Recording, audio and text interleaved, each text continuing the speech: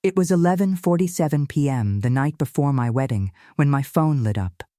I remember the exact sound it made.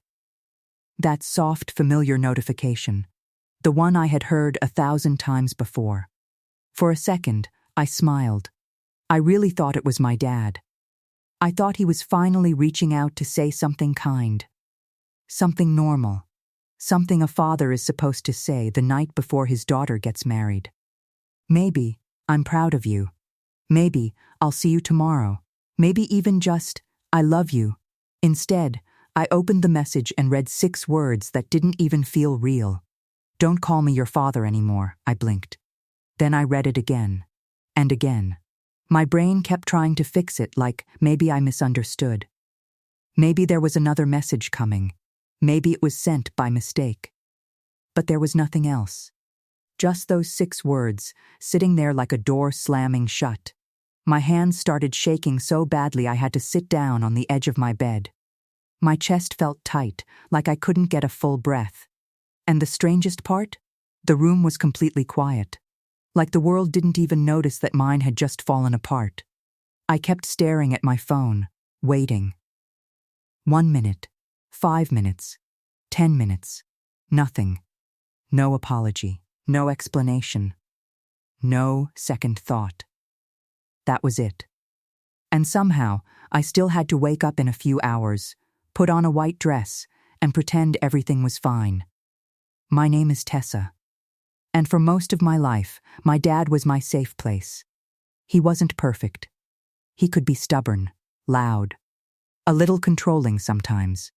But he was also the man who taught me how to ride a bike by running behind me down our street, pretending he wasn't out of breath. He was the one who stayed up late helping me with homework, even when he didn't fully understand it. He showed up. That's what mattered. He showed up. Even after my parents divorced when I was 16, I held on to that version of him.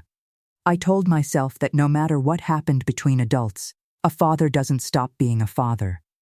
I believed that. I really did. And maybe that's why what happened later hurt so much. Because I wasn't losing a stranger. I was losing someone I trusted, someone I thought would never walk away from me. About a year after the divorce, my dad remarried. Her name was Linda. And she came into our lives fast. Too fast.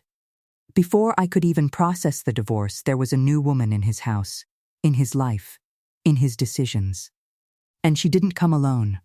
She had 4 kids, 4, all younger than me, 2 boys, 2 girls, loud, energetic, always needing something.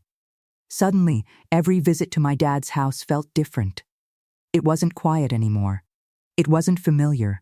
It didn't feel like home. At first, I tried to be understanding. I told myself this is what families do. They adjust, they blend, they grow. So I smiled when I didn't feel like smiling. I helped with homework. I showed up to birthdays and dinners, even when I felt like an outsider in a house that used to be mine. But slowly, something started changing. Not all at once. Not in a way you can point to and say, that's the moment everything broke. It was quieter than that. More subtle. More painful. I started noticing that I wasn't included the same way anymore. Conversations would happen without me. Plans would be made without asking me. And when I was there, it felt like I was visiting, not belonging. Like I had to fit into a space that wasn't built for me anymore. The first moment that really stayed with me happened on my 21st birthday. It sounds small, almost insignificant. But sometimes, the smallest moments tell you the biggest truths. My dad was supposed to come over for dinner. Nothing big, just me, my mom, and him. I had been looking forward to it all week. I even made his favorite dessert. 7 o'clock came. Then 8. Then 9. No call. No message. By the time he finally showed up, it was almost 10. I stood up immediately when I saw him. I smiled. I was ready to hug him. But before I could even say anything, he walked in and said, "Sorry, we had to stop for Jason's soccer cleats. Big game tomorrow." Jason, one of Linda's kids.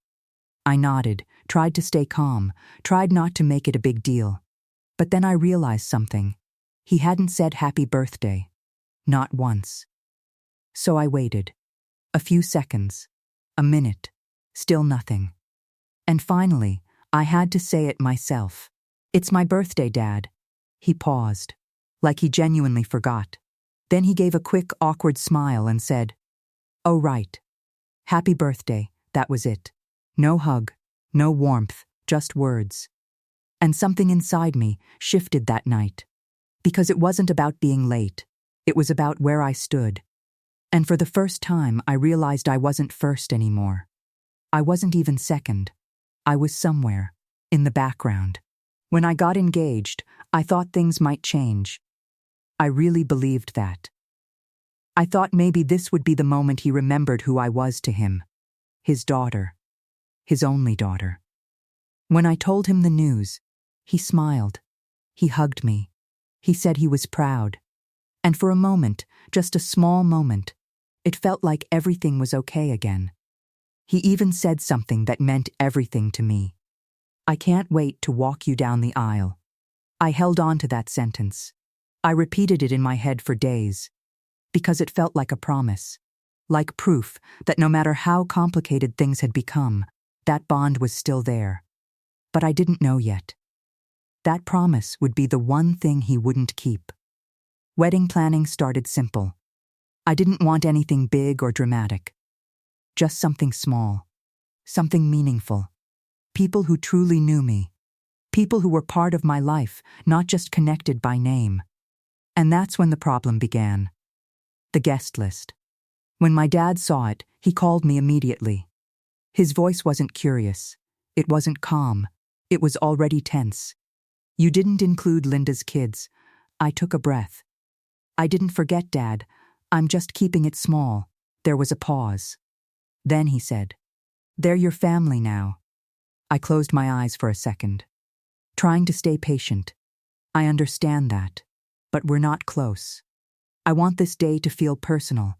That's when his tone changed. Completely. "So your real family matters more?" That question hit harder than I expected. Because it wasn't really a question. It was a judgment. And I could feel the shift happening again. That same feeling from my birthday. Like I was being pushed aside, replaced, redefined. After that call, things spiraled quickly. It didn't stay between me and him. Suddenly, everyone had an opinion. My mom called me, my brother texted, then my aunts. One after another. "Tessa, it's not a big deal. You're making this harder than it needs to be. It's just 4 more people." But it wasn't just 4 people. It was what they represented. It was the expectation that I should ignore how I feel, to keep everyone else comfortable. And the hardest part? No one asked me why. No one said, "Are you okay?" They just decided I was wrong. Like my feelings didn't matter. Like my boundaries were something to be negotiated, not respected. By the time the week of my wedding arrived, I was exhausted, emotionally drained, constantly defending a decision that felt simple to me. I wasn't trying to hurt anyone. I was just trying to have one day that felt like mine. 3 days before the wedding, my dad called again. This time, there was no discussion, no compromise, just a line drawn in the sand. "If they're not invited, I'm not coming." My heart dropped. I thought he was bluffing. I really did. So I said something I never thought I would say to him. "Then don't come." There was silence. Heavy silence. And then he hung up. Just like that. And I sat there, staring at nothing, realizing this wasn't about a wedding anymore. This was about control. About choosing sides. About whether I would keep shrinking, just to keep him. The next 2 days were chaos. Calls. Messages. Pressure. Even my mom said something that stayed with me. "You're ruining your own wedding over pride." Pride. That's what they called it. Not self-respect, not boundaries, pride. By the night before my wedding, I felt completely alone. And then, 11:47 p.m., that message came. "Don't call me your father anymore." I didn't cry right away. That's the part people don't understand. I just went quiet. Like my body didn't know how to react yet. I lay in bed that night, staring at the ceiling, replaying everything, every memory, every moment, trying to understand how someone can go from being your safe place to being the person who hurts you the most. Morning came too fast, and somehow, I got up. I got dressed. I smiled. Because what else was I supposed to do? Cancel everything? Fall apart? No. I walked into that day carrying a weight no one could see. And when it was time to walk down the aisle, I froze. Because that moment belonged to him. And he wasn't there. None of them were. Just empty chairs. And silence. Until my fiancé reached for my hand and said, "I'm here." And that's when I realized I wasn't completely alone. Just not where I expected to be loved. So I took a breath and walked myself down the aisle. 2 years passed, no calls, no messages, nothing. And slowly, I healed, not all at once, but little by little, I built a life that felt peaceful, stable, real. And then one day, my phone rang, unknown number. I almost ignored it, but something made me answer. "Hello?" Pause. Then a voice I hadn't heard in 2 years.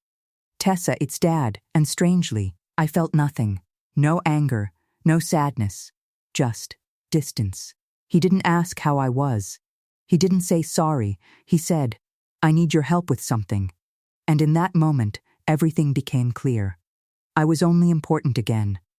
Because I was useful, he explained quickly. Some retirement account, an inheritance. My name was still attached. He needed my signature. That's why he called. Not for me. For a document. So I said, "Send it," and waited. When I opened the file, I read everything carefully, and when I saw the amount, I understood. This wasn't small. This wasn't casual. This was why he reached out. So I sat there, thinking, not about revenge, but about truth. About what I owed someone who walked away from me so easily. And then I wrote one message. Attached the unsigned document. And typed, "You ended this relationship with 6 words. I'm respecting that decision with 1. No." I sent it. And for the first time, I felt completely free.